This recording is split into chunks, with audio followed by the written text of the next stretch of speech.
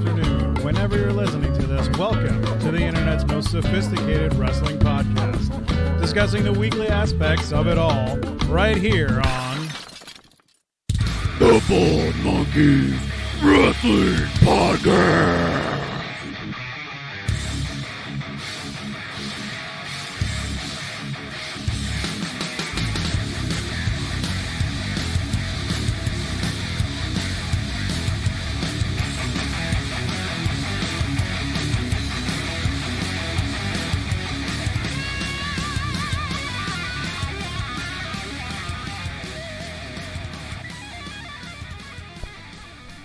Welcome, everybody, to the Bald Monkeys Wrestling Podcast. You know what we don't do enough?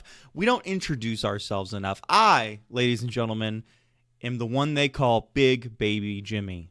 And we also have two other people here this morning. We have Christopher. Christopher? That's what apparently Jimmy calls me. Christopher, yes. It's actually his real name, too, so it's really convenient. It's really convenient. It's a perfect nickname because it's not a nickname. It's my name. But hey, what are you going to do? You just had to say it weird. Christopher! And then we have, as always, the wonderful, the bearded Captain Chuckles. As always, I think I've definitely missed a couple of episodes here. But this week I am coming to all of you wonderful monkey heads from Florida, and it's a little bit too cold for me. What? How cold is Florida right now? It must be warmer than where you came Dude, from. It's well, it is warmer, but it's still freezing, man. It's supposed to be warm down here. I don't know what's going on. I think the United States of America has had the temperatures drop to rock bottom because WWE can't put together a decent storyline to save their lives. So we're getting punished. Thanks, WWE. That could be true. Yeah, thanks. But let's start with Full Gear. So we are a little more than a week after Full Gear here. And it's important to note that I, Big Baby Jimmy, won the picks. And I'm not going to brag about the fact that I won the picks. The one thing I'll say is I enjoy picking AEW because what I do when I go into picking WWE, for instance, is I say, well, what happens if I pick what I think is best for the storylines and what makes the most sense for the most compelling, watchable wrestling. And when I do that for WWE, I just bomb. Like, I bomb so bad. But with AEW, I was like, okay, I'm just going to do it this week. I'm just going to go for the whole, I'm picking like lots of heels to win, and I think that that's the most compelling thing for the storyline as a whole. And 6 out of 8. Like, not too bad. No, a very good job and redeeming yourself over, like you said, some of those terrible WWE picks you've had in the past. Oh, there's going to be even more terrible picks because as an important like having AEW as my control, basically, like a scientific method type deal, I am going to pick Survivor Series the way that I think would be best for the story, and we're gonna see how I do. Oh man, Ofer. Yeah, exactly. Well, you might be looking at an Ofer. It might be Ofer, and I might make picks where you guys go, "Are you crazy? Like, why would you pick that?" And I'm just gonna remind you, "Yep, I said last week, this is how I was gonna do it." I have like Full Gear was good. I just have issue with that Paige Pac match. I agree. I don't get putting Paige over anymore. Like, I just don't. I mean, I know he's got a good name. He's got a good character. He's got a little bit of a thing with the, cowboy stuff going on. But Pac just seems like the better guy to build, and they kind of redeemed themselves on Wednesday, putting Pac over, and I love their match on Wednesday. I like their match on Wednesday better than their match at Full Gear. Like they went full steam ahead on Wednesday night and it was great. But Full Gear, I don't know. It just seems like they keep wanting to push Page, and it seems like it's at the disposal of Pac a little bit here, which I think he should be the bigger name. To me, he should be the one up there going up against Jericho at some point, because Jericho's starting to get that little bit of a baby face heel thing going on with the crowd, because he's always going to be that way, right? He's never going to be a full heel because the crowd loves Jericho. But I don't know. I don't know. What do you guys think? Because it's like, I just don't get this push to Page anymore.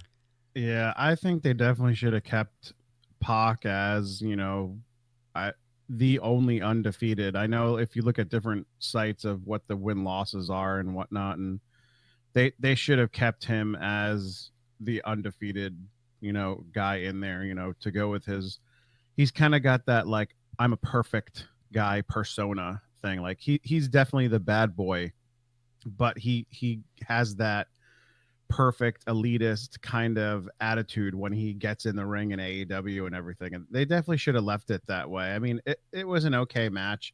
And, I agree, AEW's on Wednesday was, a little bit better. I mean, it was the outcome that I think we all picked that 4-0, I believe. Yeah.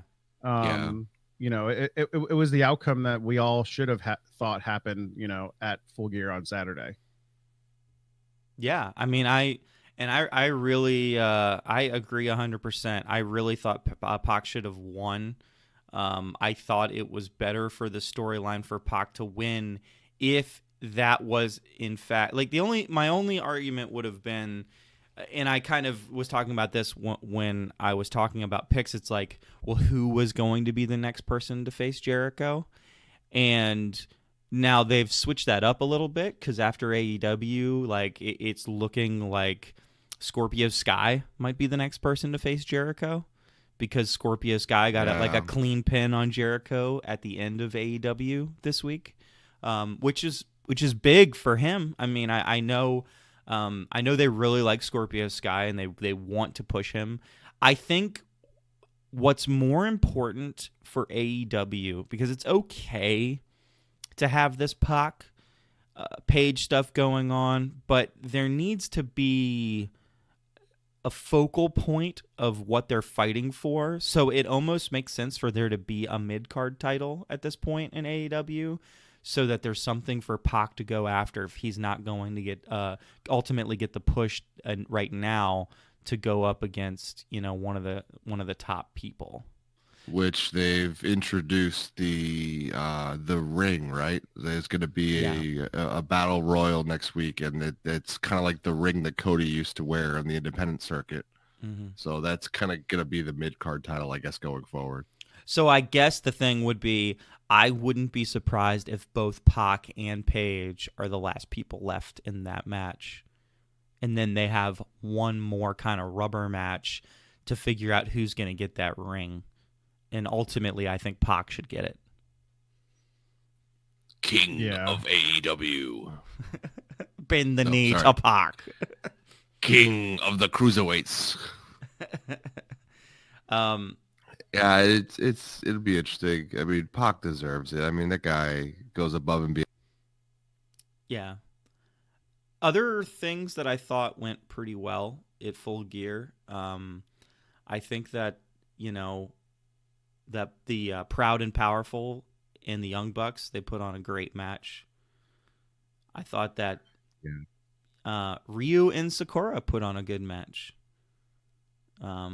Which again, it's like they didn't really try to draw the lines of like heel face with that one. It really, rotated back by the time they were doing the match to, no, this is like student versus teacher. And that's kind of the storyline that they're going with. Yeah, it was just a good wrestling match, And then, I think it's interesting. You look at this Jericho-Cody match, and there was a lot of debate, like, because people didn't like the finish of it, and they said, how was the finish to that match any better than the Seth Rollins, Bray Wyatt, finish at Hell in the Cell. And the answer to that, folks listening at home, is the heel turn. Because I agree, had that just been the finish and nothing had happened and they just dropped it there, that would have been a really shitty finish to that match. It would have been really bad. But to put the heel turn in there, and that makes that heel turn that much more significant, is what saved that match. It's what made that match be a good match instead of being a bad match. Yeah, I mean, you nailed it. They're both bad finishes, both of those matches that you just discussed. But it's the storyline continuing, or how it built another part of the storyline in AEW, which made sense. There was nothing after the Hell in the Cell ending. It was just flat, and that was it. And there was nothing to build on. There was no new storyline. They could have done something. They could have brought another person out. They could have had a heel turn, but they chose to just impact the crowd with one finish instead of continuing a storyline or starting a new storyline like AEW did. Did any of you guys foresee that happening with MJF at any point in time, like leading up to this match? Like for the last 7 weeks, probably. Yeah, I think I everybody feel like knew. they've been teasing it for a while. Yeah, I think everybody knew that MJF was going to turn. Now, I had convinced myself that wasn't going to happen at Full Gear, I think. So when it did, I mean, the second he threw the towel in, I was like, oh, here we go. But, I mean, he's over there in the corner with the towel, like as Cody's getting put into the lion tamer, which, man, that was a fun little segment to see him put the lion tamer in, and then The true like lion tamer. yeah, like he started at the back and then he flipped it down to the neck. Oh my god, it looked brutal. It was good. It was a good one, yeah. But yeah, we knew MJF was going to turn at some point. I would just love to see him wrestle. So I don't know if he's still injured or still recovering, but it's like, man, this guy hasn't been in the ring since Jacksonville. Yeah, Like it's while. been a while, and it's like, I don't think he's a great wrestler. I gotta put it out there right now. I've seen him wrestle. He's okay. He takes some funny bumps. He's almost a comedic bumper, but got to get this guy in the ring a little bit to build off of this character. True. He cut a good promo. He cut a pretty good promo with Jericho on Wednesday. It was all over the place, but it was. Even though they stole my nickname, apparently. Christopher Maxwell. Christopher. It was good. How about the SCU just constantly using this roll up as the finish? This is obviously building into some type of storyline with the small package, which Scorpio is now calling the large package. There's got to be some build up to this, because these finishes are kind of flat.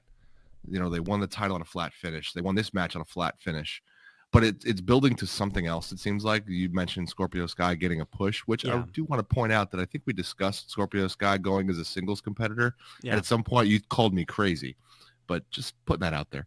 But I just feel like they got to have something else here. If this year all just going to be roll-ups finishes for SCU, it's going to suck. They need to build this into some other storyline about this small package or the way they're winning. Otherwise, it's going to really tarnish their tag team wrestling a little bit.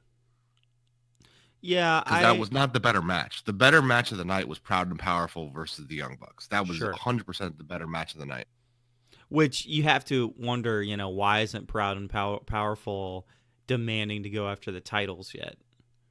Because that's the only title they want. They want the title of best tag team in the world, which the Young Bucks have. Yeah, true. And story helps you figure that out. They do a good job telling it. Yep. So when is Daniels coming back? Because I think that'll change that whole aspect of Sky going to be a singles competitor more, and it could change how they've been winning their matches at the end as well, I think too. Yeah, I mean he's back in presence, but he hasn't wrestled yet. Yeah, so that's I don't know how much he's gonna wrestle. I mean, he's obviously at the tail end of his career wrestling wise, and he might just be good as the third person in a group, right? Sometimes getting involved, sometimes doing some stuff, wrestling on the regular show, but maybe not on the pay-per-views. I it would make sense for some kind of turn for Scorpio to leave or something like that, but I don't know how you'd build that up right now with the push they're getting as a tag team, Scorpio Sky and Frankie Kazarian.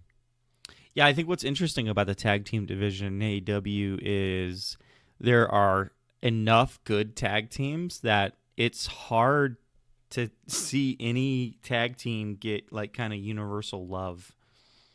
I mean, those crowds are split a lot on everybody. Yeah. I think I'm worried about Private Party because they came out hot, right? Like everybody loved Private Party after they had that match with the Young Bucks.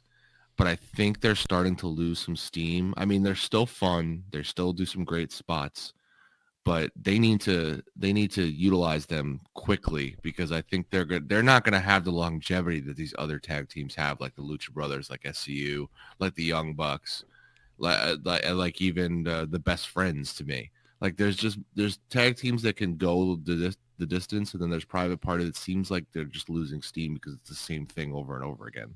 Yeah, we'll have to see. I know they've got a match with Proud and Powerful next week.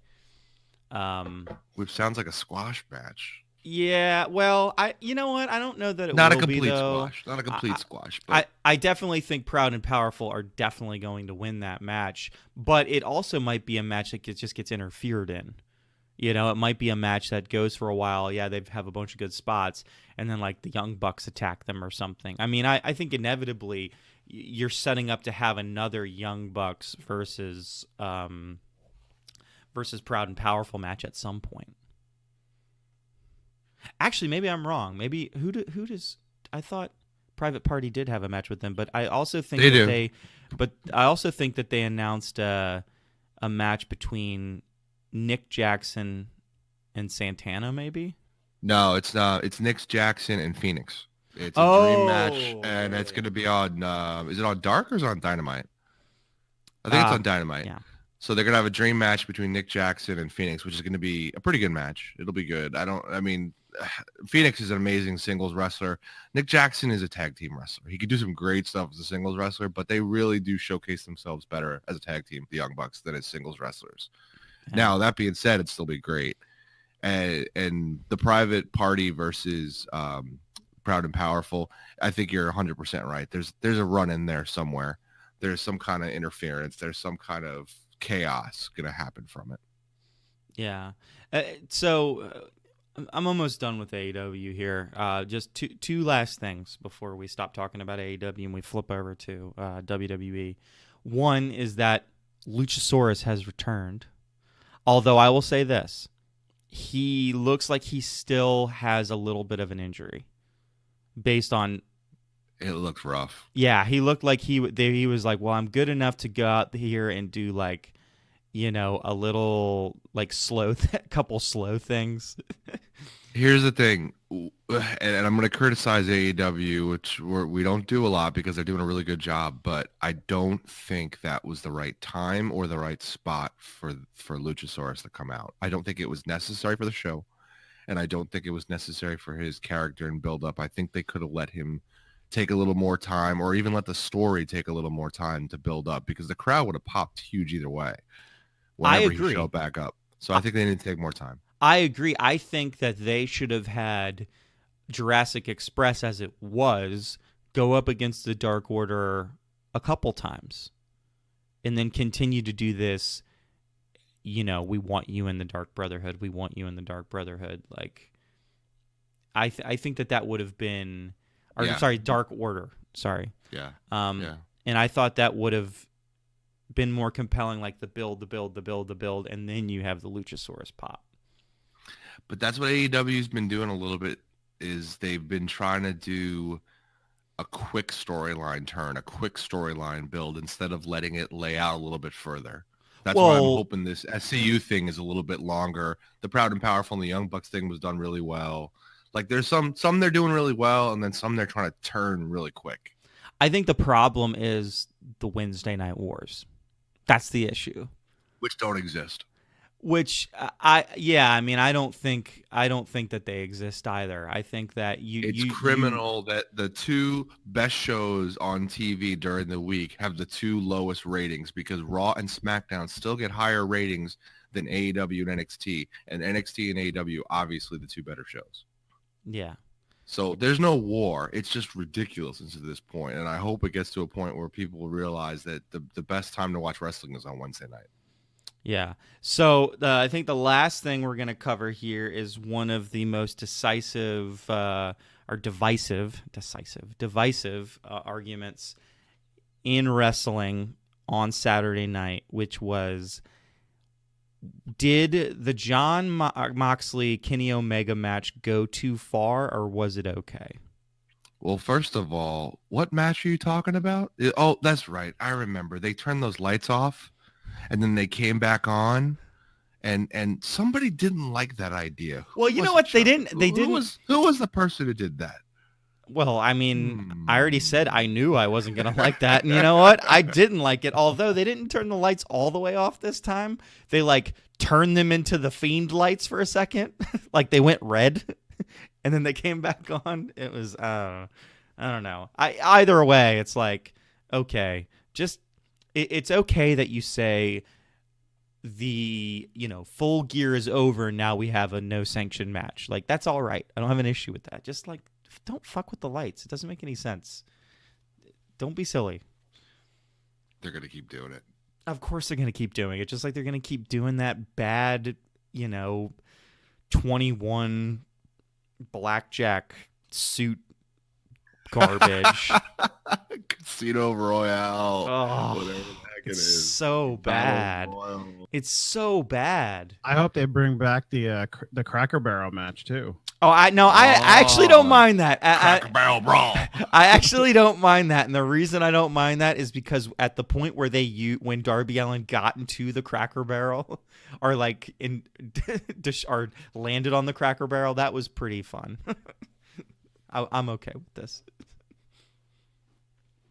What's a better character in AEW, the Cracker Barrel or Nagasaka?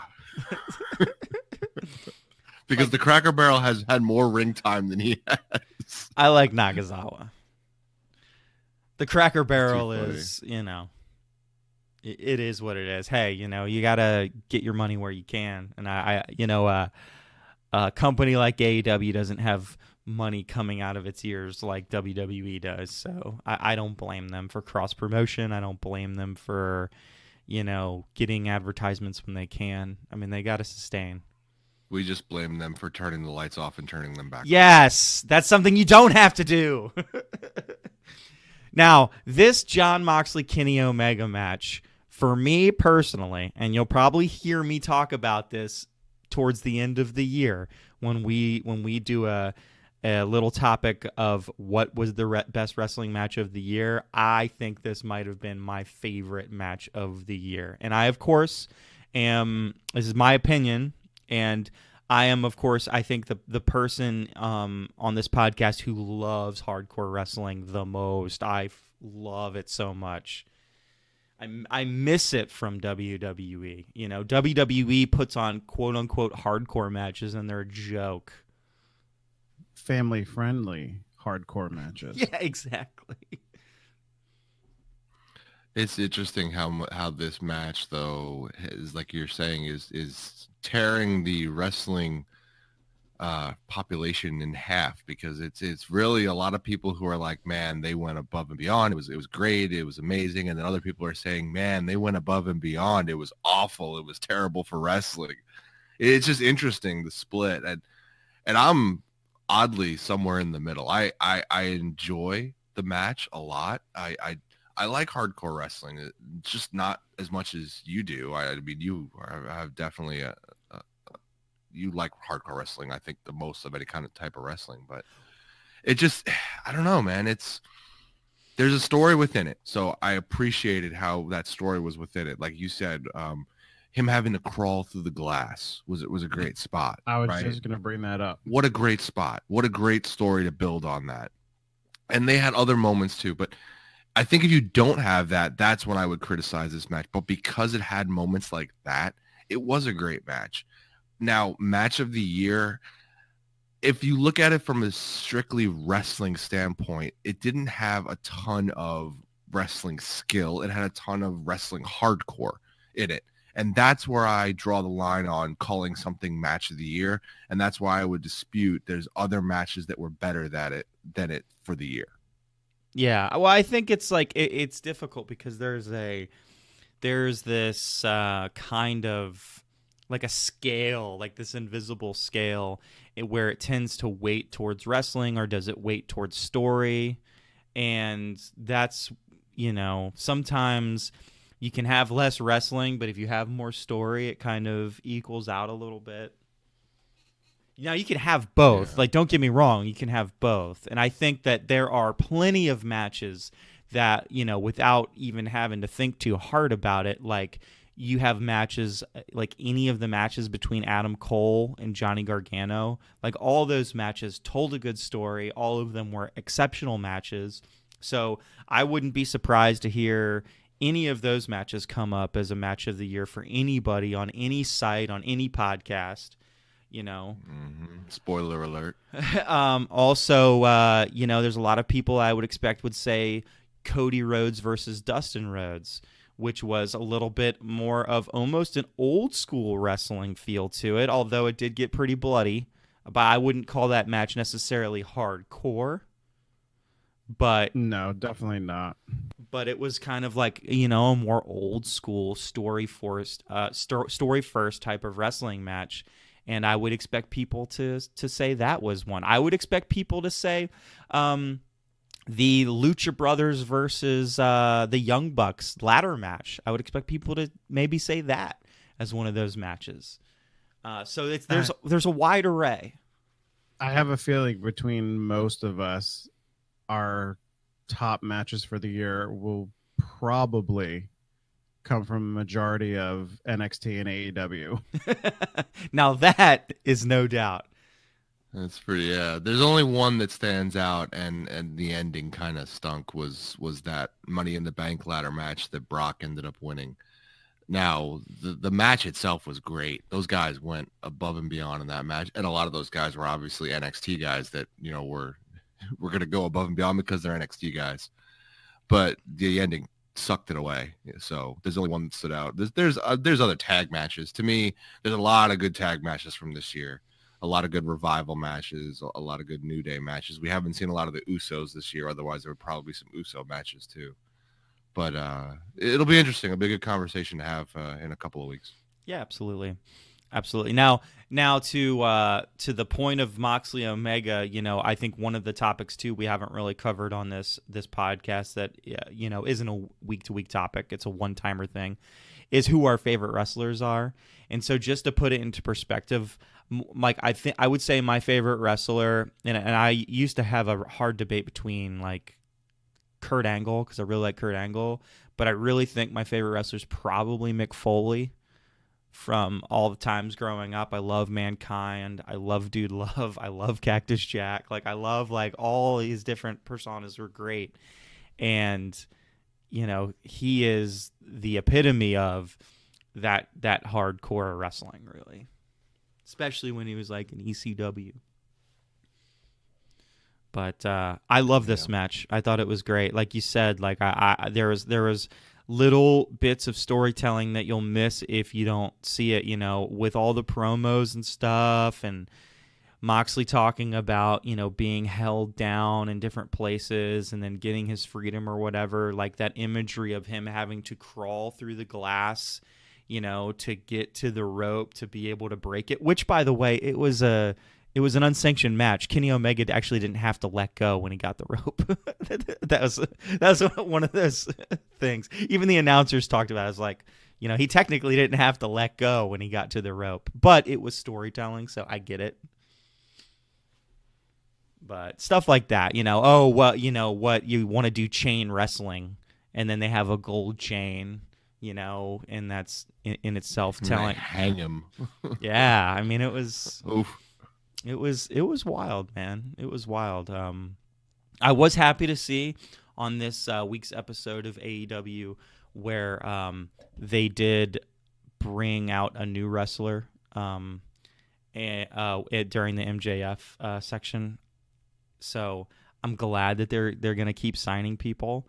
I really hope by the end of this month we see Marty there. I think that will be really important too. I think they could use a handful more people in the men's division, and then they'll really be able to get the ball rolling in AEW. But Marty's going to be interesting. Marty's going to be interesting where he lands, and I could see him in a couple of spots on a couple of shows. So it'll be fun to see because we're going to predict a couple of different times. He'll probably surprise us, and one of us will be right just because we guess enough times. Yeah, but it'll be good when he shows up. My argument at this point would be, like, guys that have gotten themselves really big on the independent scene and stuff like that. Why the hell would you go to WWE when they're not even, they're gonna lock you up and they're because never because NXT. Well, yeah, I mean, and I get that, but they're probably have it in their contract where, if we want to move you up, you're gonna move up. And why would you want to go to a company that's going to shackle you down? Like, WWE needs to do the right things, and these wrestlers, most of the wrestlers that are asking for their releases are like these wrestlers that they don't even use. So, like, they weren't really even using Luke Harper that much when he decided to ask for his release. And they're not using Sin Cara really. I mean, they were using him to, be squashed by Andrade and stuff like that. So, like, why are you going to, like, have an issue with releasing Sin Cara? Is Sin Cara really going to go to AEW and be so good that, like, you're going to regret? I mean, yeah, Moxley just didn't re-sign. That was going to happen no matter what. It's just to show their control over their look, their brand, their wrestlers, and be like, oh, you want to leave us? No, sorry, you're gonna have to sit out, and we're not even going to use you. It's the WWE's way of just playing their top hand all the time, and it's stupid because you're right. I mean, they're not using people. So I mean, if I was one of the wrestlers, I wouldn't want to sit there and either have to travel to places and then, like, be used in like a 3-second promo as I'm running around the ring, for the 24/7 title, or not even be on TV. It's a waste of time for them, and it's a way of WWE just being, in a way, a bully, and it's stupid. Yeah, and I think one of the things we were talking about before we started recording when you were getting on, Chuck, was there has been murmurs that they're actually going to start allowing some of these releases, but there's a little exception there. Like, okay, well, we'll release you, but you can't go work for certain promotions. So yeah, you can go work in the South Central LA hardcore division, but no, you can't go into, like, AEW, you can't go into Impact, you can't go into New Japan. No, you got to go to the smallest place possible. Yeah, I've got big issue with that, because at the end of the day, you have different types of fans obviously watching WWE, and I think that they cater towards the fans that would never watch AEW anyway, for the most part. When you have Baron Corbin going out there, and then there's a person in a big dog costume, guess what? That's not for me. That's for, little kids where all they watch is WWE. Like, so when you're consistently doing those storylines on top of the fact that you're not using these wrestlers that we know to be pretty decent, at the very least pretty decent, guys like Mike Kanellis, that he's a pretty decent wrestler. Now, we were excited when we heard that Mike Kanellis was coming to WWE, and then they did nothing with him. They gave him a really bad storyline that was never going to get over. And then they had that awful Mike Kanellis back and forth where they're just always having like a quote unquote bad marriage type of a deal. Like these I'm things, so happy that one's done. These things were never ever going to work. And so when you're giving him something like that, and now he's saying, well, but we don't want to use you. We don't want to use you in a legitimate way. And then he asks for a release, and then you like you said, play bully and say, boy, this is your contract, and we might be willing to release you, but you can't go work for any TV promotion. That pushes me away as a fan. That makes me not want to watch main card WWE wrestling. And if we really sat here as a podcast and said, okay, there's too much wrestling to cover and we need to cut it down to just a couple shows, I'm pretty sure we're watching AEW. I'm pretty sure we're watching NXT. And then, if there was a third one, what are we watching? Are we actually going to have one of those shows be the third one at this point? With all the dreck that they keep throwing out? Yeah, it's tough. I mean, I agree with you, Jimmy. And another thing is kudos to these wrestlers that are like, hey, you guys aren't using me for anything. Can you just let me go? I mean, and Kanellis's letter was penned so well. I thought he did a great job in it. I mean, even Sin Cara's, from what you read, online was really nice too. Yeah. Sin Cara is not exactly Sin Cara could be replaced in a minute. he's the second Sin Cara already. Second or third? So, I don't even know. I they know, just put it's different crazy. masks on a guy and he's Sin Cara.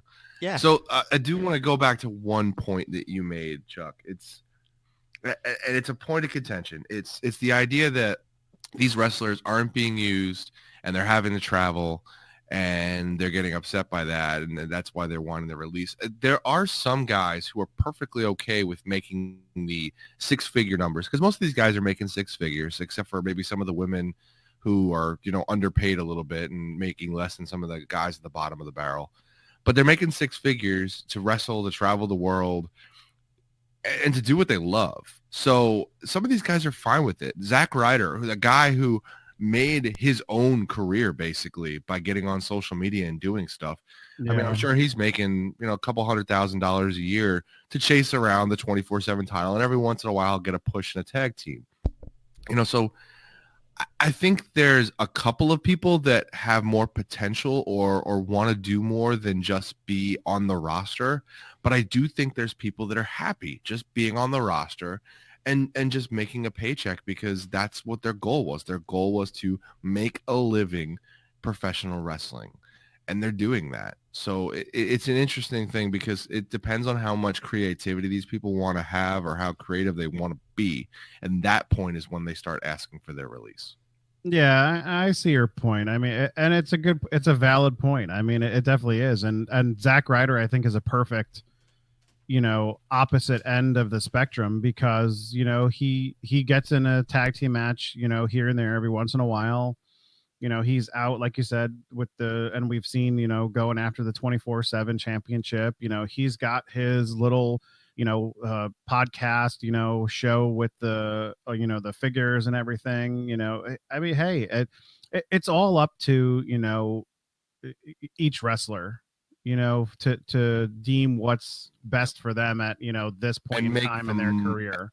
And make the most of the opportunities you're given. Yeah, I mean, and that's another point too.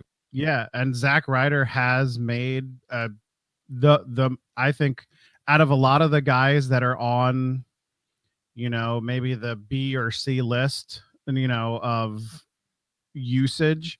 I mean, he's used his time and opportunity, I think, better than a lot of the other guys that are out there in WWE that aren't getting used that much. So yeah, exactly. Kudos to him.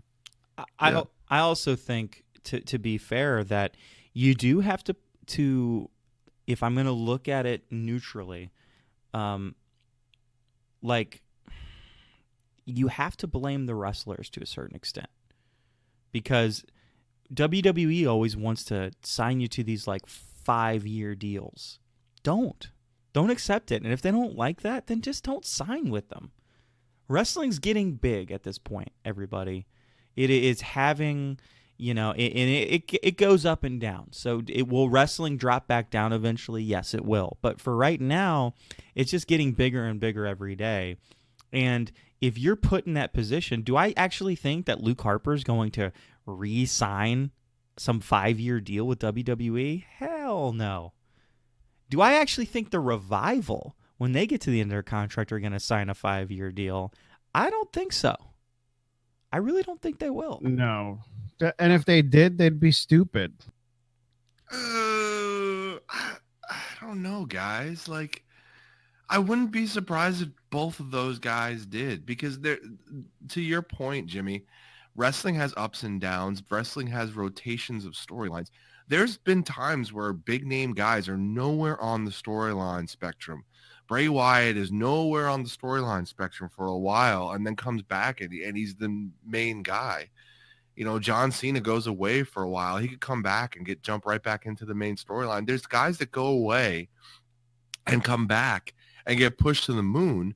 Why can't there be guys who are signed with WWE? They don't have a lot of story. Then all of a sudden they re-sign and they have some big push coming for them. I mean, Rowan has gone away multiple times and come back and gotten different storylines and gotten pushed different ways. There's ups and downs to this. R-Truth disappeared forever. And then all of a sudden he's the 24/7, 27-time champion. McIntyre, he was getting pushed for a bunch and then went away for a bunch. These guys go away for a while and come back. And if you understand wrestling isn't a consistent, I'm on top forever. That's why the big names that stay on top forever are so big and are so great, is because they were able to have that longevity and stay up on top of the roster. Not everybody can do that. And I wouldn't see why you couldn't have the Revival and Luke Harper re-sign and re-up and all of a sudden get this big push. Harper can have a huge push. Harper could be a main eventer at WrestleMania tomorrow. But you just got to wait for your turn in the storyline. And sometimes that takes a while. Well, I think that they would have to... WWE needs to show a dedication to tag team wrestling before I think the Revival... Please. The Revival Yes. will sign. So if they want the Revival to sign, then they need to juice up their tag team division and actually make it matter. Not just from the standpoint of I expect the Revival to be on top. That's not what I'm worried about. What I'm worried about is I want good tag team wrestling consistently. So the Revival doesn't need to be on top. They can just be feuding with anybody, any other tag team. And if they have a good set of matches with that tag team, then I think that they would be perfectly happy with that. It's not always about having a championship. It's about being part of a good fluid storyline that people care about. And nobody cares about tag team wrestling in the WWE, at least from the WWE side of it. I mean, I know we want it, but they apparently could give a crap about tag team wrestling. Especially when they still do stuff like, again, what did we have this week? We had Heavy Machinery going over local talent. What is this local talent garbage? You have tag teams. You have other tag teams. Why aren't you using them? Yeah, let them squash one of the lower tag teams. I mean, geez, come on. No How many times squashes. have we talked I'm about- sick of squashes. Have good matches. Good tag team wrestling. Yeah, but if that's your plan of, bringing in two skinny white dudes or, two anybody's, and if we bring our Randy Schmucklack and Joe Schmoes back in there, at least throw in like the B team, because the B team can actually do some stuff, and they'll put up a little bit of a fight, or Ryder and Hawkins, like use those guys. And still have them, get their asses kicked. But, come on. And you know what? I know I'm going to sound like a broken record here, but I understand why you have a squash match every now and then, but you don't need to do it more than once ever for any of these tag teams. So if you bring in the Viking Raiders and it's the first time that you're showing them on television and you have them just squash a bunch of local competitors, I 100% get that as their first match. I get it. I get you not even having them go up against established tag teams. I understand it for one match.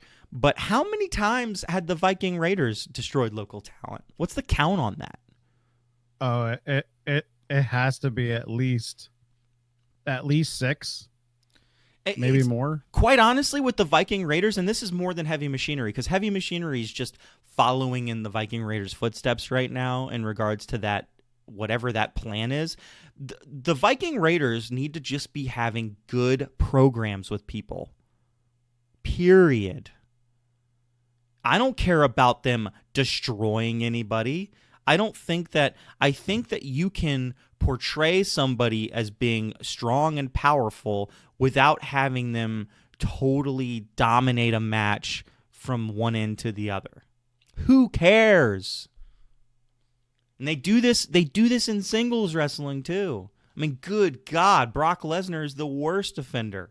Oh, Brock Lesnar just has to absolutely destroy everybody he comes in contact with. Give me a break. Anybody who's watched wrestling for any amount of time has seen Brock Lesnar lose enough times that, guess what? He isn't unbeatable. So why do we keep pushing this storyline like he's unbeatable? It's in his contract. I keep telling you guys, all this stuff is in their contracts. Well, then good gracious. Then I just need to not watch WWE anymore. I think I just need to, not all WWE. Again, NXT is really good. NXT does a good balance of this, but I just need to not watch Raw and I need to not watch SmackDown because all it is just absolutely disappointing. By the way, I can't argue that much. By the way, and this is something I was really annoyed at that they didn't say. Nikki Cross had a match with Bayley to determine whether she would be on the Team SmackDown.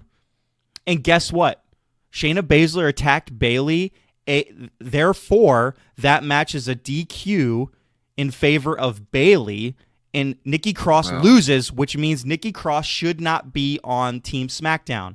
But everything about the match after that tells me that she is going to be on Team SmackDown, and that does not make any sense. Yeah, they kind of interfered and they ran her out of the ring, and Bayley ended up taking a shot from Tegan Nox, and that was the moment that it should have been a DQ. You're right, and that technically that would make Bayley the winner. Yes. But I guess they threw the match out before that even happened. The ref kind of didn't say anything. They didn't ring a bell. They didn't do anything. Yeah, it doesn't make any sense. That made no sense. They should have had Bayley get counted out. They should have figured out a way to get her counted out if they wanted to do this. If they wanted to put Nikki Cross on this team, this freaking schmo of a team of women's wrestlers, that's the way they should have done it. But you're right. They kind of missed an opportunity to make sense of this storyline. And also, I don't know, man, like SmackDown drove me crazy because I felt like there's all these stories and there was the way that they were going to do all of these different stories. And then now, because of one plane not being able to get to the right place at the right time, we've thrown away all these stories. Like the invasion angle made a whole lot of sense when that plane couldn't make it for that SmackDown, right? But to the point where you've then created this, like I'm not opposed to the Fiend versus Daniel Bryan, but I have some issues on a couple different levels. One of them being the original plan was to have the Fiend versus the Miz. That was going to be the match that they were setting up. And I think okay with that because Daniel Bryan had this very interesting storyline where he was maybe going to be joining this different faction. Now, I'm not saying they closed that story, so kudos to them for closing that story. The Fiend attacks, Sami Zayn runs away. So they actually, for once in their life, did a good job of closing a storyline there. But that storyline was interesting to me. And that faction would have been very interesting to me. But instead, you're going to force The Fiend versus Daniel Bryan. And then my other thing that I have an issue with that is, for Christ's sake, give us some backstory on why The Fiend attacks Daniel Bryan. Because it's been a while. So when Bray Wyatt's up on the screen and says, oh, he remembers. He definitely remembers, and I know you remember. It's like, hey, I don't think anybody else remembers, though, so why don't you tell us? They need to make sure that they do that before Daniel Bryan and The Fiend fight each other. All right. So I disagree. Disagree? Why? Okay, listen to me. Because I've been waiting for this argument all week when you complained about it. But I don't here. Okay, so I agree that you need context for the storyline, but I don't think they need to talk about it right away on SmackDown or right away on TV. With the way social media has built storylines lately and the way Bray does a great job using social media to build those storylines in his Twitter account or whatever, where he teases things or builds these little dark ways of talking about the past. I think that's the way you show the background. That's the way you show the storyline being built. You don't necessarily have to smack it right in our face and be like, let's turn back the clock and watch 10 years ago when this happened. They don't need to do that. You don't need to do flashbacks.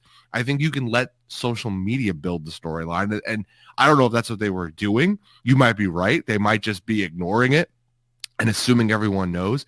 But I think the best way to build the storyline is to not directly talk about it, but to let these little vignettes on social media happen and then utilize that to remind people the history that these two have.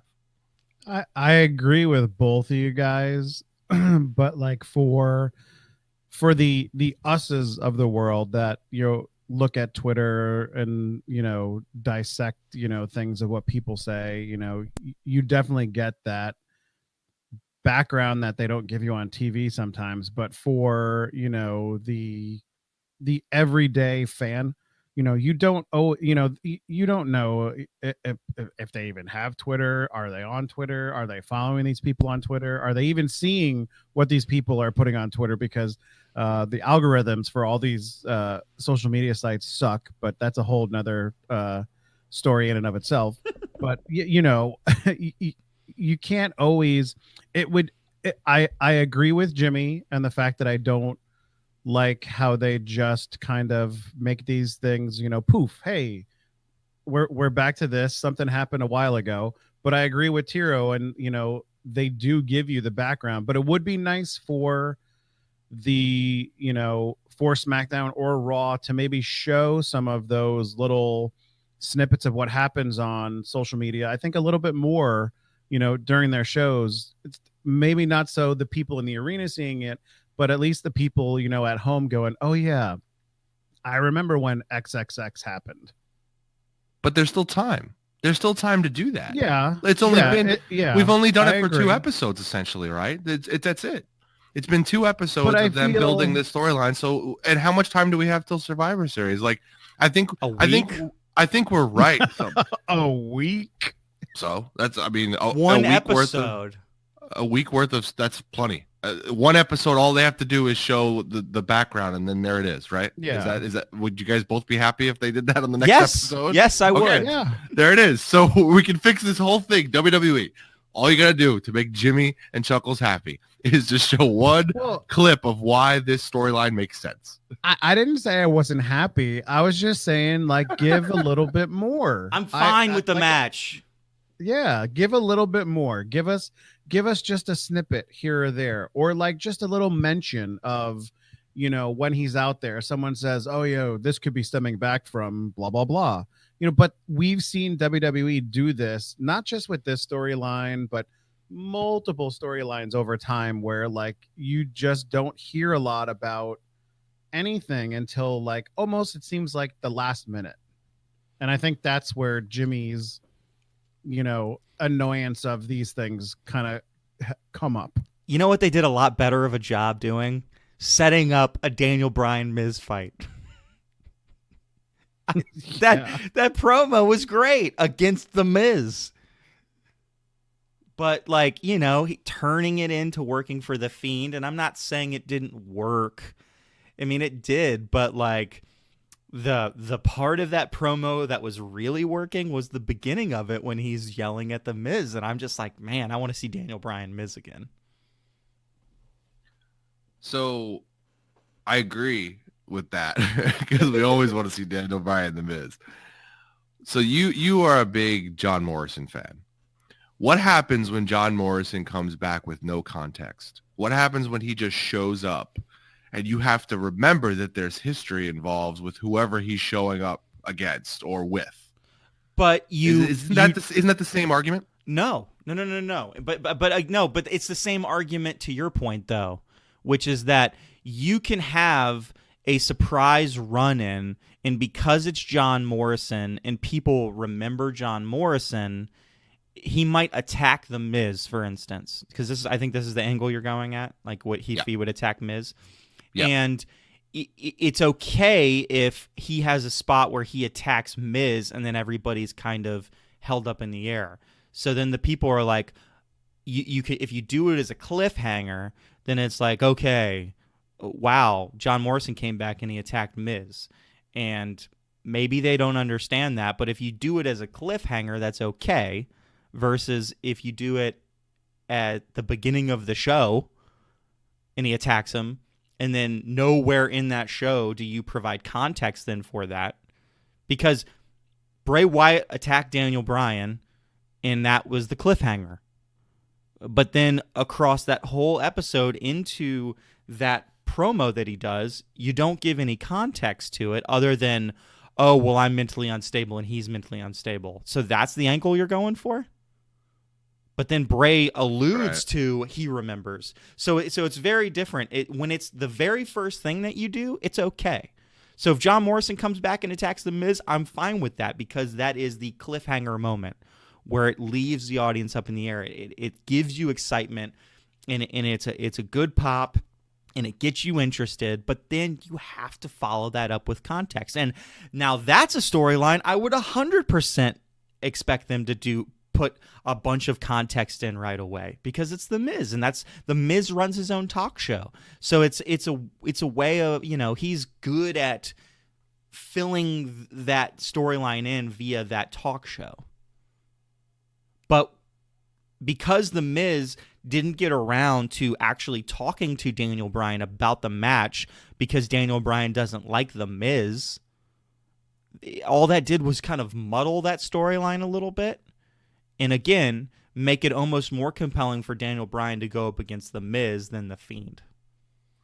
I don't know. The Fiend ending that whole promo with him just yelling, yes, over and over again was great. It was good. But then it had another weird flat ending where they, like, Daniel Bryan even turned to The Miz and goes, is that it? Is that go back and watch. He just turns to The Miz and goes, is that it? Is that it? Yeah. And he just walks out. Like, that was the whole ending of that instead of going to commercial or something. Like, I see what everybody's saying. I think we're all a little right. And we just have to figure out if they're going to actually save this thing in a week and make it make sense for Survivor Series. I think we're all very right. Okay, there you go. We're all very right. We can both be right. I think we can both be right in this context. The problem is the whole A plus B. The A plus B equals good storyline, right? Because that's what it comes down to. You do the intro and the cliffhanger. You explain why that just happened, and now you have built a storyline going forward. The problem, and this is what I expect out of you, Christopher, if we go into the problem out of me, if we go into next week, right? And you're always a problem, and we don't do a good job of giving any backstory for it. But instead, all they do is lean on, let's say the Fiend attacks Daniel Bryan next week, but there's no time given to context of why he would be attacking in the first place. And instead, when they do the promo package at Survivor Series, it just looks like he gets attacked on a SmackDown. Daniel Bryan says something about them both being unstable, and then that's it, and that's the build-up for it. I expect you to be heavily, heavily critical of that build-up for that Survivor Series match. It's a lot of expectation. I'll see if I can live up to it. So what else sucks on WWE? Whoa. Is that what we should name this podcast? What sucks on WWE? Maybe. No. Come on. Again, guys. I'm good with Did you Daniel watch Bryan. NXT? Did you watch NXT? No. Yeah, it was good. I don't even at this point in time, I don't even consider NXT part of WWE because they do things a million times better. And it's ridiculous that they're even under the umbrella of WWE. It's hard to not agree with that because that's what it comes down to. It's like NXT again, another strong show, and it's like you don't even compare it to SmackDown and Raw. It's a standalone. No. But it kind of goes into the storyline that, you know, we are the main show, we are the main roster. Whether they're doing it on purpose or not, NXT is building towards being the main roster. I mean, it started out, and I hope you guys watched that Rush versus Garza match for just a weekly match for the NXT Cruiserweight title was awesome. What a great storyline. What a great match they had. Lee over Aaliyah, okay. Lee over Strong, good. Swerve over Reed, didn't love it. I think those guys can do better. But what I really want to talk about is holy crap. Io Shirai and Mia Yim, those two. Mia Yim, what a freaking week for Mia Yim. Like, that girl came out. So a ladder match with Mia Yim. She not only takes incredible bumps throughout the match, but she takes the ladder to the face. Oh, yeah. To the absolute face and gets busted open. And they quickly go, all right, we gotta stall. We have to stall to figure this out. And they stalled and got her ready, and it wasn't too long. It was okay. And she continues the match and then takes a bigger bump to the outside where I thought she just broke her back entirely. She fell off the top of the ladder to a ladder below that was staged and broke that ladder in half and looked like she broke herself in half. And the bigger thing about all of this, she wrestled on SmackDown. She came back out and wrestled on SmackDown that same week. How she was cleared to wrestle, I have no idea. Because she's a human being who can do all that stuff, just like the men. Cow. This is equality. Holy cow. This is what it's all about. The women can do exactly what the men do. Yeah, I'm not talking about this verse. I have never prefaced this with men versus women. Just holy cow, she came out and wrestled great. Holy cow, she took amazing bumps. Holy cow, she still wrestled. Not holy cow, she's a woman. Holy cow, she's an amazing wrestler. Yeah, I think my jaw is still on the floor from that last fall off the top of the ladder to the outside. I was like, oh man, what are they gonna do here? And then like all of a sudden you just see it happening, and it's like one of those things that you see that's in real life, but you're picturing it in your head in slow-mo, like, oh my God. And then it was insane. I felt bad for her that she had to go through all that devastation to lose the match, but wow, just wow. This makes me think of two things, right? The first is I'm super pumped about War Games.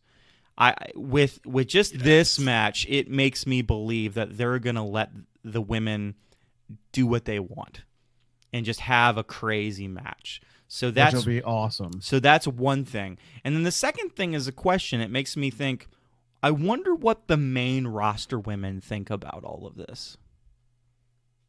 They probably think, man, I'm glad we don't have to do that. No way. No way. Carmella, maybe Carmella. Dana Brooke. Oh, I couldn't see Carmella. I can list a few of them that I think are not interested in doing that stuff. I think the top of the card. Others. The top of the card. Yeah, there's a few that are just not interested in taking bumps like that. But Dana Brooke would probably break her leg trying to take 2 steps up the stairs. she'd do it though. I criticize her more than anybody, but I gotta give her credit. She tried to do it. she's did those spots in the last ladder match that I was like, what is she doing? And she's trying. I'll give her that. She's willing to put her neck out and try to do it. And a third thing, I want Liv Morgan back. I think we're getting her back soon. I think Liv is coming back soon as a different character, something darker. I don't know what it's gonna be, but I'm looking forward to. The buildup has been good. The buildup has been really good because it's kind of here and there, nothing big, little hints here and there. You really don't know what's gonna happen. I mean, she could go full freaking, dark side and be really, really good. And she takes good bumps. I mean, I think that the women at the top of the card, I know Sasha Banks would take these bumps. I mean, she's Sasha Banks. She's crazy. But then she'd be out for like months. Like that's the thing. When Sasha takes a bump like that, she's injured. She's been injured again. That's why she hasn't wrestled since till Friday night. Yeah. Well, I don't know. I'm interested to see what happens. There's so many of those wrestlers. I know that they can take some of the punishment, I know that you've got your Candice LeRae's and your Rhea Ripley's of the world that can really take a beating and are up for it. And Io Shirai, and I think the Kairi Sanes of the world are up for that, and the Asukas of the world are up for that. I don't know. You could do a lot of really... Tegan Knox. Yeah. Tegan Knox is going to take some bumps too, I bet. There's going to be a couple people in this. I'm wondering what they're building with Dakota Kai. There's obviously something there. That I kind of wanted them to have a third team in there for War Games. It almost made sense for Dakota Kai to kind of spin off Like her the own little Outcasts. team. Yeah. Like, and there was a couple that didn't make sense at first. Like, I don't quite buy Io Shirai, Bianca Belair, and Shayna Baszler on the same team. Like, to No, me, those not at three all. should have been on 3 separate teams. It would have made sense to have 3 separate teams that way. Yeah. Well, it should be interesting. I don't necessarily expect a lot out of any of those like 5-on-5-on-5 Survivor Series style matches. Only because it's been a while since we've had any of them that I thought were compelling. Now with NXT involved, I think they can make it compelling. So I hope that they do. I think the other matches in Survivor Series are what's interesting to me. Like AJ Styles, Shinsuke Nakamura, Roderick Strong. Like it's a pretty cool match on paper, at least. I have to believe they're gonna perform. But hey, guess what? Guess what isn't a match at Survivor Series? Adam Cole versus Bray Wyatt versus Brock Lesnar. Which equally makes them smart for not doing that, but also equally makes no sense. Should never have been in that position. Well, they've been scrambling since the plane delay. Like, that's a lot of good came out of it, but they've still, like to your point earlier, like one plane being delayed has changed a lot of story. Oh, here's a good complaint that I've gotten. If anybody lives up in Philadelphia, A good complaint. I'm gonna criticize the Philadelphia crowd at SmackDown. You do not cheer Braun Strowman over Drew Gulak. Drew Gulak is a Philadelphia native. Yeah. Unacceptable. Unacceptable. I agree. You had your opportunity to push the hometown boy in Gulak and his 356 slide PowerPoint presentation, and you chose to cheer Braun Strowman squashing Drew Gulak and the B team. Very disappointed in you, Philadelphia. Very Terrible. Very. So to round off our awful storylines conversation, Ooh. we must talk about Lana Lashley Rusev. Oh, wait a second. Wait a second. A terrible storyline? Jimmy, I thought you thought this was working. Well, this last one was pretty bad. Yes. And I've been telling you all. And again, I implore you, WWE. This is not to say I want you to stop it dead. Just resolve the damn thing. The problem is Vince McMahon likes this storyline. It's obvious. You know why? Because nobody else does, but it's still there. It makes no sense. It's just ongoing nonsense that they're. I think Steven might be right. We might be on our way to a Lana on a pole match. Like this has gotten ridiculous. Wait. What are we talking about? Rusev and Lashley in a Lana on a pole match at Extreme Rules.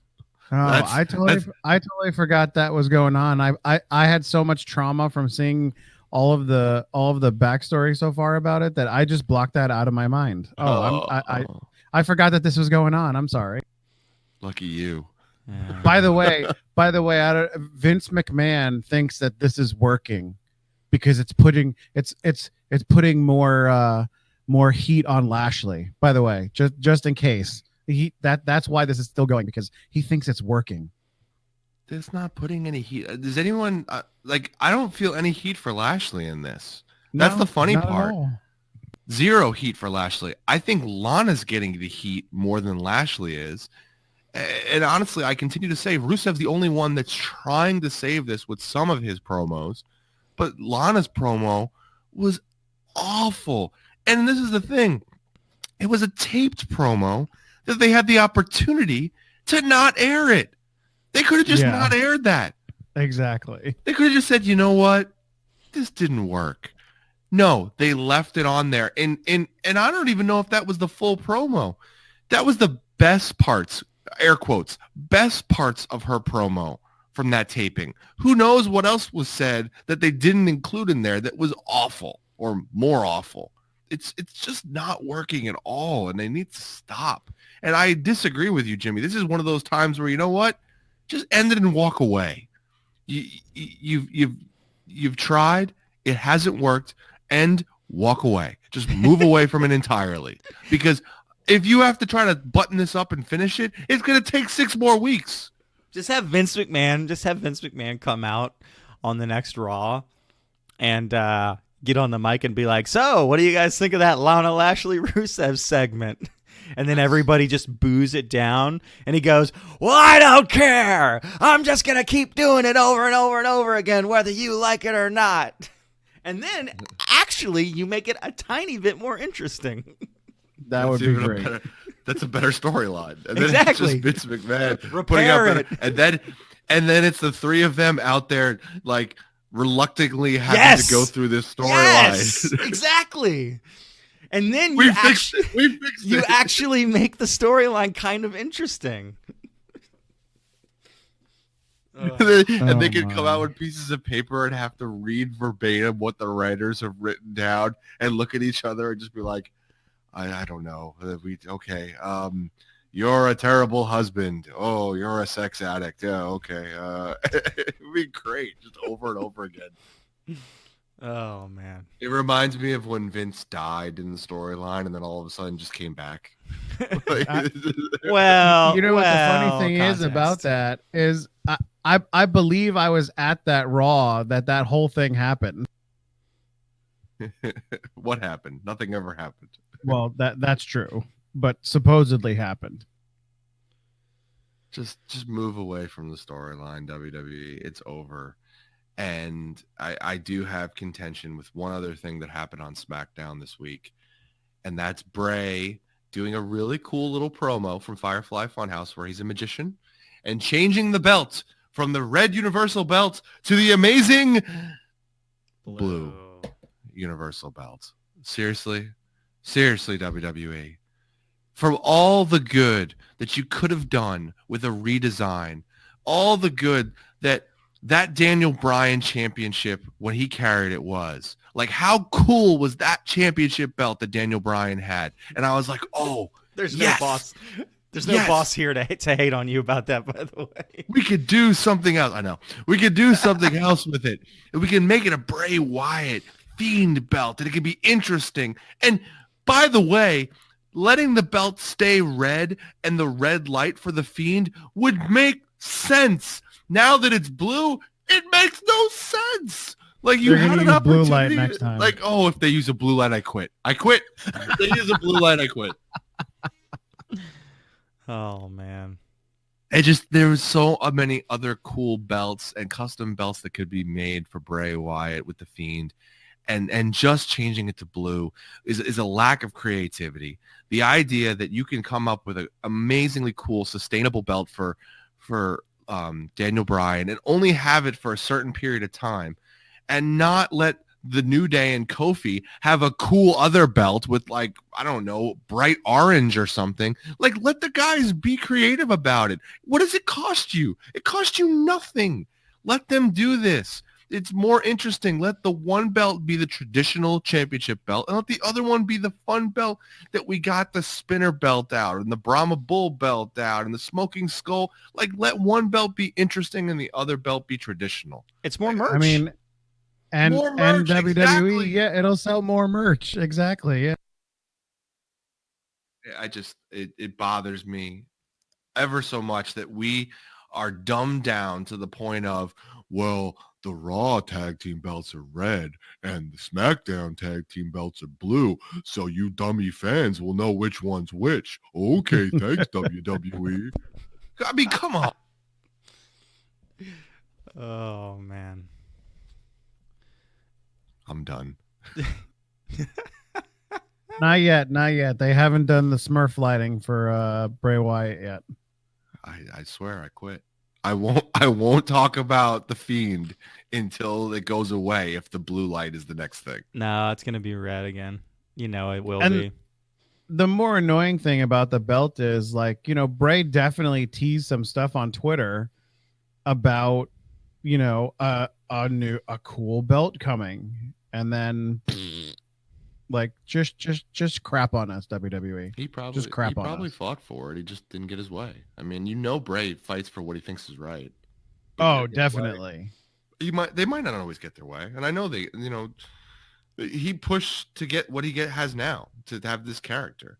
So I know he'll push for whatever he thinks is right, but ultimately he doesn't have the final word. Vince always does. It could They have were been probably like, okay, listen, Bray, we let you go with this whole storyline and this whole shtick thing, but the belt, I'm sorry, but we just got to keep that boring and plain and blah. It would have been funnier if he pulled toys out of his toy chest and it was an actual toy belt. Like, it was like the belt that the kids get. Like, he just got rid of the universal belt and just pulled out like a toy Velcro one out of the box. That would have been better than the blue belt. It could have been like a belt that had like I don't know, pretty standard in the middle, but then it had all these places for pins all the way around it, and every pin is somebody with their eyes marked out. You know how they have their eyes marked out in the pictures in the back of the, that would have been cool. And he's just like adding to his count or whatever, or just the Firefly Funhouse belt. It would have even been better if it was like when we were like little kids and you were pretending to be a wrestler and you just took a regular old like black belt and then like stapled on like a piece of cardboard that you drew stuff on it. Like, that would have been better. Okay, so time out. What age do you consider kids? Because we definitely had that belt somewhere through like the low 20s where we were running around with our championship belt, and it was definitely just cardboard on a regular baseball belt. That is true, but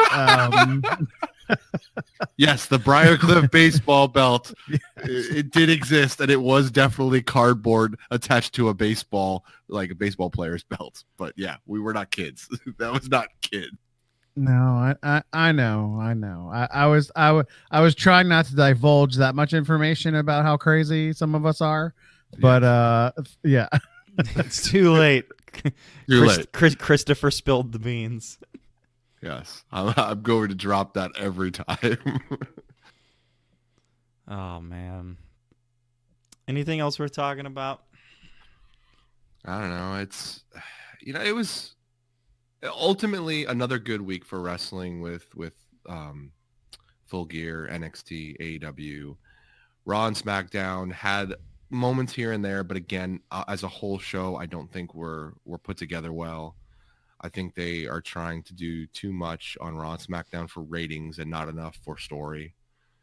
And I look forward to this War Games kind of getting mapped out here and see what happens with the men in NXT, because I think what we don't touch on enough lately is Ciampa. Ciampa's kind of taken a back seat to a lot of these storylines, and it's going to be interesting to see what comes up at War Games, and there's got to be some buildup coming out of War Games for Ciampa to go after the NXT title, I would think. Truth. Our truth. Yeah, did we see our truth this week? Yes, we did. He had a no finish match versus the Singh brothers. Oh, that's right. Yep. Yeah. They just took the I-95 24/7 I-83 Waffle House Championship away. Yeah. I did like there was a little bit of a promo with Big E. Was it this week or last week where Big E talked about how are they going to catch Charlotte Flair for championships? That was last week. I like that tease, and it almost makes me feel like they're going to drop the belts before, and I hope they do, because I loved the Revival and who's the other tag teams in that match? The Viking Raiders, Warriors, whatever the hell they are, and Undisputed in a triple threat tag match. I love that pairing. I don't dislike the New Day in that match. I'm sure they'll do a good job too, but I just love the Revival in that match, and I kind of want that belt to flip again before Survivor Series. You know what I think that they're going to do at Survivor Series? I think it's going to be a big win for NXT at Survivor Series. Just crush everything. Yeah. Run the table. I think that's their way of pushing NXT. If they do that, if they put together a lot of good matches on the pay-per-view and they can push NXT really hard. I mean, that's their opportunity, since they're worried about the ratings always. It's their way of pushing the ratings for NXT. I don't disagree with that, but I think NXT has gotten over a lot lately, and even with a mixture of wins and losses at Survivor Series, they could still feel a pretty big push from this interaction with the main roster. Yeah. Well, it'll be fun to pick. Boys, give you each a second to talk about anything you want. So I'll start with you, Mr. Tiro. Anything else you want to rant about? I'm gonna jump back into AEW. We got to go to a show. It was fun. It's been a little while now. It's been a week. Another show has been shown, and they had some other surprises. I just want AEW to focus on what's working for them and not try to get too kitschy with things. I love the little vignettes in the back with Orange Cassidy surprising people. I love Orange Cassidy. Like he's perfect, never wrestling and just every once in a while getting a spot. I don't like what they did with Luchasaurus. So I think they need to be careful about when and if they use guys and how they push guys. I feel like the crowd is starting to get them to push people, and they need to be careful about listening to the crowd all the time. Listen to the crowd a lot, but not all the time, because that was not the right time for Luchasaurus.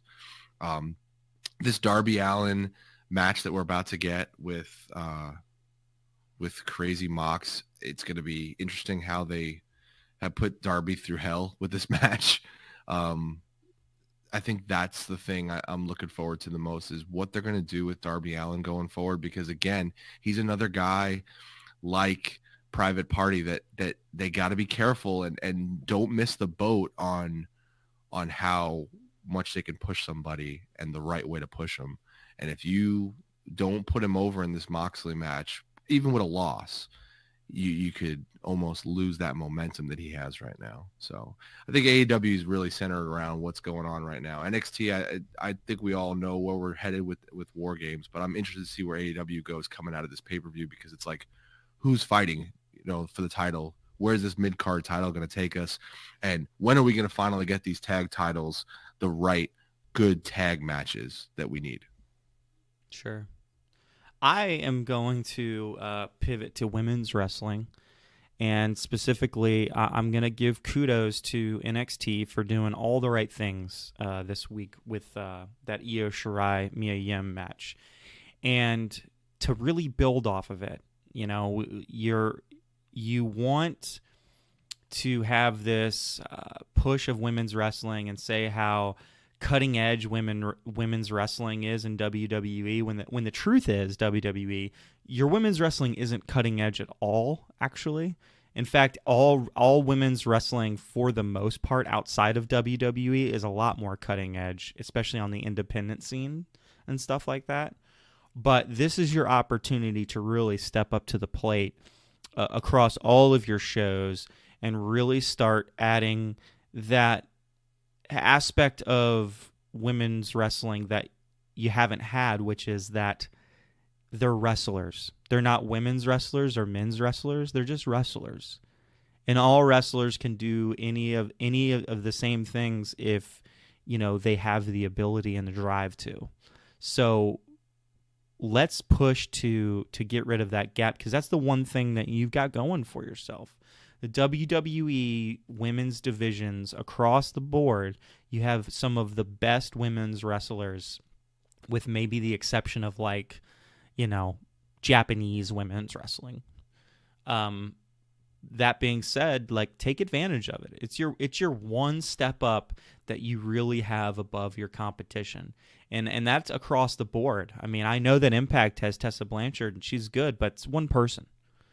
They've got that's it. They've got Madison Rain, but she's not that great. Alexia Nicole, she's not that great. Jessica Havoc, she's not that great. I mean, your talent level is so high in the women's wrestling division that you really need to start putting it together. Now, we've said the same thing about the tag division, and guess what? You can do both. It's actually really easy to do both. Spread that shit out. Push that stuff.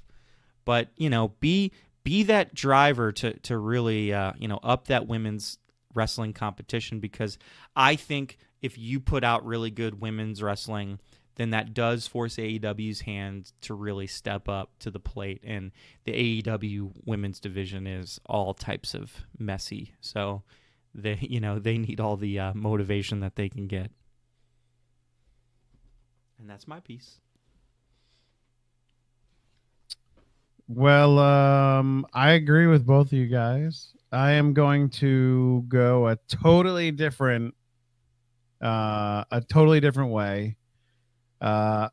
We talked about ratings a couple of times in this podcast, and I think it was, again, for the 7th week in a row, AEW pulled more viewers than NXT, which is fine. But I think Chris said earlier, Raw and SmackDown are both pulling almost more than double the viewers of NXT.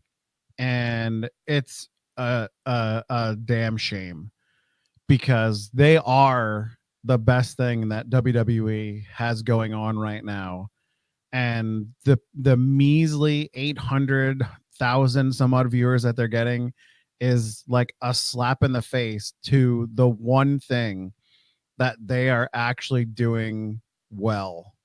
And my hopes is that people, they don't have to beat AEW, but I mean, come on, there is way more compelling storylines, more compelling wrestling, just a better overall product on NXT. And people, you gotta jump on the train here and get away from the two crappy shows that we call Raw and SmackDown. And I really hope that this Wednesday, the buildup going into War Games and Survivor Series really starts to push them over. And I hope that after this week, with what happens at War Games and at Survivor Series, that it really jolts them up and gets those ratings going and everything, because they need it. They really do. And that's my piece. You know what? I think that they would get it to. I wish, obviously, in my heart, that AEW wasn't on the same time that NXT was, because I think there's a lot of cross fans of both of them. And I think that you look at the AEW ratings this week, it was like almost 1 million. Yeah, and but combined, I think they came out to like 1.7 something and change.